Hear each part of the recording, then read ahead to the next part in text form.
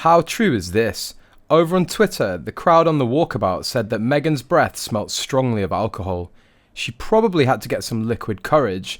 Might be why she walked wobbly. The Walkabout was delayed for 45 minutes by extended negotiations between the Waleses and the Sussexes. Apparently, Meghan and Harry had decided they were going to do their own walkabout, no doubt for Netflix, around the flowers at Windsor. William promptly stepped in with his offer for them to do the walkabout with him and Catherine to take charge. Her pained look had nothing to do with the passing of the Queen, but by fear of the repercussions of being caught out or embarrassment. In the midst of all this, Meghan is still love-bombing Harry. When her radar picks up a camera with looks which are so phony and sickening, the troll is trying to appear like a starry-eyed schoolgirl, more like the doe in the headlights before she gets hit. Unbelievable. They were going to try and rival Catherine and William's walkabout. Obviously, to most sentient human beings, the aide following them was supposed to collect the flowers people were offering.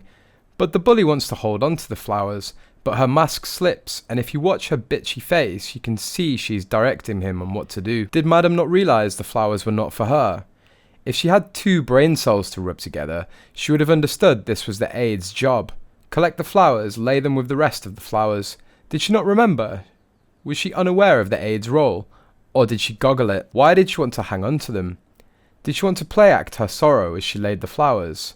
Of course for the flowers. Or was she going to use the footage and manipulate it to make it seem like the adoring British public were bestowing her with flowers? She was rude to the aide when he went to take her flowers and she wanted to hold on to them for a PR stunt later. In mid-sentence, she saw the camera and put on her phony "thank you, I appreciate it" act, one user wrote. She was unnecessarily rude. His job was to relieve them of their bouquets so they could shake hands, etc. And there was a woman doing the same. I don't think he went near her again, another added. A third said, who needs to read the bullying report when you can watch footage like this? Now imagine her behaviour behind closed doors. Next on the list of depravity, all at one event, was Meghan Markle wearing a wire. What else could this boxy thing be? With the couple's children, Archie and Lilibet, still in LA, Raw commentator Neil Sean has suggested that the former actress will have a difficult decision to make ahead of the Queen's funeral a week today. As we now know, we're in a period of mourning, but it's very difficult for Meghan Markle herself because clearly the family, whichever way you look at it, are not as welcoming to her as perhaps everybody else claims that they are, he claimed. It's obviously why not. They're hurt, upset, and finding it very hard to move forwards,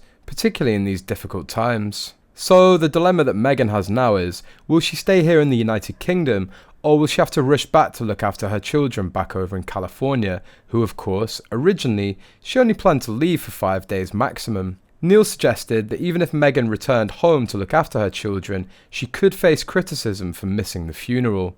He continued, she's in something of a dilemma because of course we have 10 to 12 days of official mourning, and then Meghan would return back. And then would Meghan return back here for the funeral? It really is a no-win situation for her because moving forwards, what can she do? It's kind of the wrong thing either way.